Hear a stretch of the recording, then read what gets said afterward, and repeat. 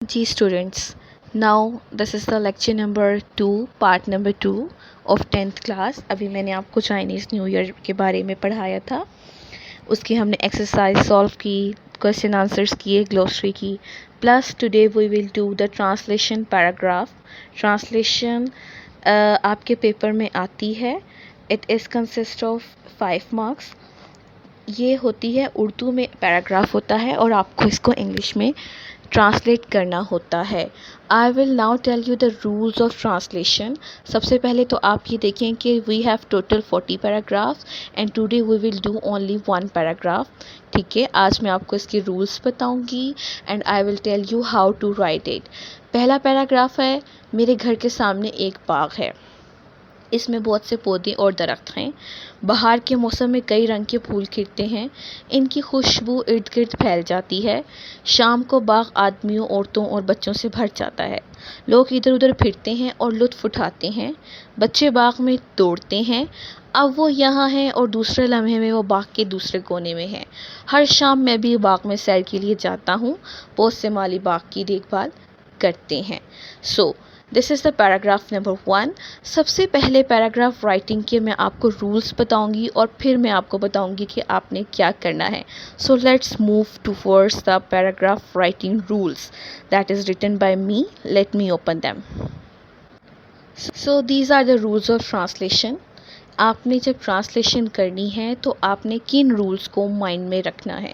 सबसे पहले तो जब ट्रांसलेशन का पैराग्राफ आता है तो आपने उसको 1 से 2 दफ़ा ज़रूर पढ़ना है। ठीक है, जब आप वो पढ़ेंगे तो आपको पता लगेगा उर्दू में पढ़ के कि ये कौन से टेंस में से इसकी ट्रांसलेशन ली गई है, विच टेंस हैज़ यूज्ड। जैसे कि मैंने अभी आपको मेरे घर के सामने एक बाग है ये पढ़ाया है उर्दू में। इसमें अगर आप देखें तो simple present tens plus present and definite use हुआ है, जिसमें ता है, ती है, ते हैं यूज़ हुआ है, जो हमने क्लास 9th में रूल्स पढ़े थे। सबसे first thing that should be clear in your mind are the concept of tenses, कि आपके पास टेंसेस का कॉन्सेप्ट बहुत ज़्यादा क्लियर होना चाहिए। Let's learn the rules next. Select an appropriate vocabulary. The rule number 1 is कि आपने वोकेबलरी का इस्तेमाल जो है वो बहुत अप्रोप्रिएट करना है। फॉर एग्ज़ाम्पल काफ़ी वर्ड्स मुश्किल यूज़ होते हैं, कॉम्प्लेक्स होता है, उनके कुछ मीनिंग्स कॉम्प्लेक्स होते हैं, but you have to use an easy wording for them. ठीक है ना, आपने उसके लिए बहुत आसान वर्डिंग यूज़ करनी है। सेकंड के स्पेलिंग्स मस्ट बी करेक्ट। आपकी स्पेलिंग पे कमांड बहुत अच्छी होनी चाहिए। This is the way you will get the good marks. Use of punctuation marks and capital letter. Third rule है कि पंक्चुएशन मार्क्स और कैपिटल लेटर्स का इस्तेमाल आपको अच्छे से आना चाहिए। यू शुड नो दैट, आपको ये पता होना चाहिए कि where the capital letters will be used. आपको पता होना चाहिए what is the difference between a common noun and a proper noun, and where is the comma, apostrophes, and the exclamation marks will come. So the fourth point is use simple and short sentences instead of long and complex structure. आपने करना ये है कि छोटे और सादा जुमले बनाने हैं। पहले तो आपने लाइन को पूरे तरीके से पढ़ना है। उसका लफ्ज़ी जो है मतलब करने के बजाय अगर आप उसके जुमले का मतलब लिख देंगे, उसके सेंटेंस को अच्छे तरीके से लिख देंगे, तो आपका जो ये चीज़ है क्लियर हो जाएगी। यानी कि आपने सिंपल और शॉर्ट सेंटेंस यूज़ करना है instead of long and complex structure.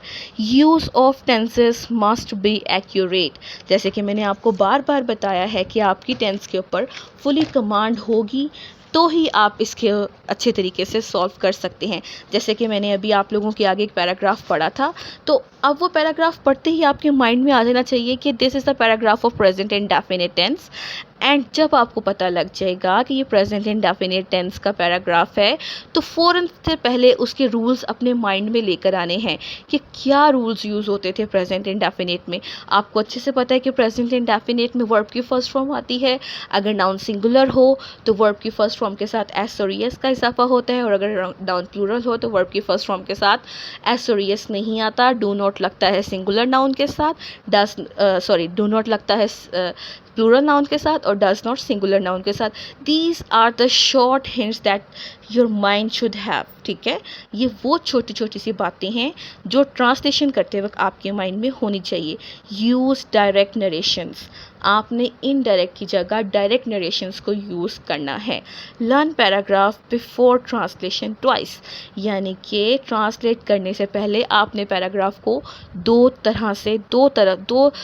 दफ़ा पढ़ना है। इस तरह क्या होगा कि आपका कॉन्सेप्ट क्लियर हो जाएगा और आपको पता लग जाएगा कि इसमें कौन सा टेंस यूज़ होना है, इसमें कौन सी वोकैबुलरी यूज़ होनी है, कौन से पंक्चुएशन मार्क्स आना है, कौन सा स्ट्रक्चर यूज़ होना है।